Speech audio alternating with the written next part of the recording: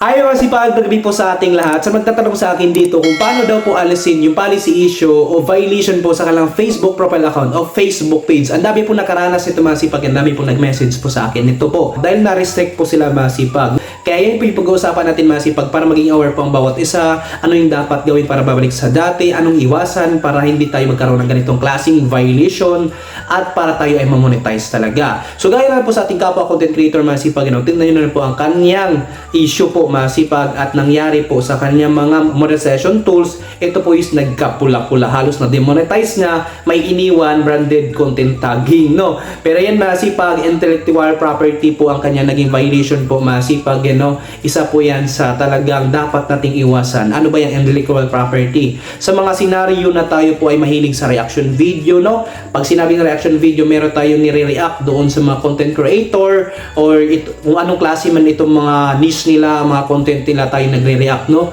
Pero masipag, hindi po lahat ng mga content video ay walang rights po masipag na yung mga owner ay sila po ay nagki-claim dyan po masipag, no?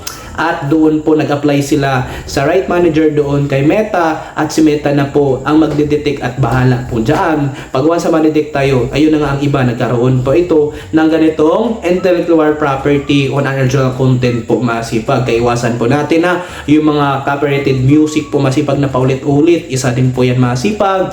Yung mga logo ng kabilang platform, no, third party po, iwasan din po yan masipag. Kahit nga po sa mga logo ng mga brand ng mga sikat masipag na tayo po yung nagla-live, yung iba din po na detect din po yan masipag. Kaya iwasan po natin mga content video na hindi po sa atin, no? Lalo pa yung mga video na galing sa ibang bansa, Hollywood, K-drama, no, masipag na galing sa iba, mas lalo na po iyan talaga. At yung mga content na hindi sa atin, kahit kapwa nating Pinoy, may mga nag-a-apply dyan na right manager dito kay Facebook, na si Facebook na po talaga ang mismong nagde-detect. Hindi na sila halos nag-a-appeal, kundi si mismo na talaga nakadetect yan dahil nag-apply po sila doon sa right manager na yun sa lahong content. At masipag, kung kayo po ay in review at malapit na kayo ma-meet yung criteria at ma-monetize na, no, para ma-monetize kayo masipag, iwasan nyo po sa mga grupo na mga pasaway na mayroon itong nailabag sa policy po ni Facebook.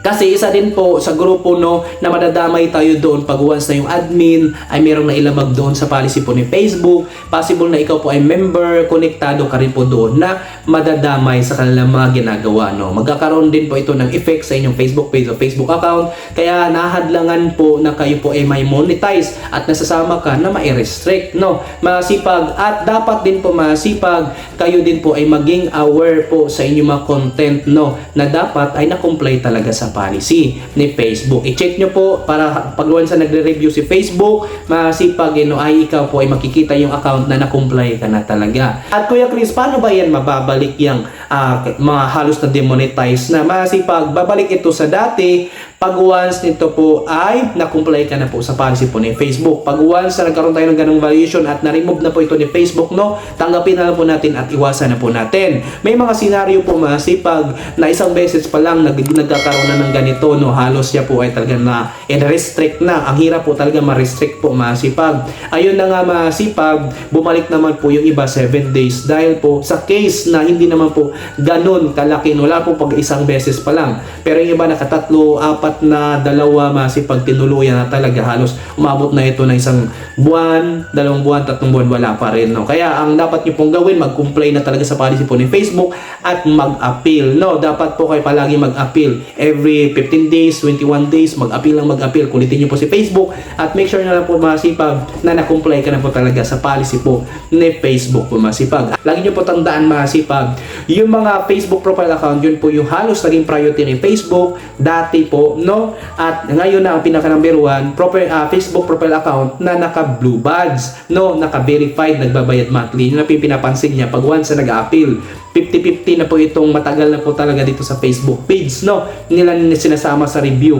Naging priority na po yung nagbabayad sa kanila. So masipag, ang dapat nyo pong gawin, iwasan nyo na po ang mga ganong klaseng content, no, na hindi sa atin. Kaya be authentic, be original po masipag, Ganon po tayo dapat, kasi pag once na detect tayo at paulit-ulit tayong gumagawa sa paglabag sa policy po ni Facebook, talagang madedemonetize na po tayo. Sayang po ang ating effort, sayang po ang ating pinaghirapan pagka ganon, no? Kailangan na masanay po tayo sa ating sarili, no? Gumawa tayo ng sarili natin po na makilala tayo sa pamagitan ng content na yun dahil sa atin yun. Ang dami nating mga skills, talent, kakayanan, no? Kaya dapat matuto talaga tayo mag-edit ng video, magiging madiscarded, maging matalino tayo dito sa social media, masipag, at dapat maging aware, at dapat po masipag, manonood din po tayo sa mga kapwa nating content creator na maraming nalalaman. So, dapat maging open ka po sa ganun. So, yan na po masipag, para babalik po sa dati po masipag sa ganitong mga sitwasyon, na tingnan nyo na po, namula lahat, halos masipag. Dapat po masipag, ikaw po ay makomply na at iwasan na po yung ganong klaseng mga content po masipag. Be authentic, be original, gumawa ka ng sarili mong niche, masasanay ka, dapat matuto sa pag-edit na video, gumawa ka ng sarili mo po na signature po, masipag, gumawa ka sarili mong pangalan, mag-ingay ka po dyan, na para ikaw ay makilala at sisikat po masipag. Huwag tayo umasa sa ibang mga content video ng iba ay magkakaroon naman tayo ng violation. Sayang po ang ating effort po dyan masipag, kung talagang tayo ay hindi magsisipag at magtsatsaga po masipag. So yun po masipag, every 7 days appeal lang ng appeal masipag, hanggat para mababalik ito at mag-comply sa policy po ni Facebook. Ang hirap po maging ma-restrict masipag kasi nga po ang dami na pong na-restrict. Ang hirap po talaga na mag-upload pa ng video na hindi natin pagkakitaan. Imbis na pinaghirapan natin ma-monetize tayo, tayo naman ay nagpasaway, na-restrict na halos na demonetize.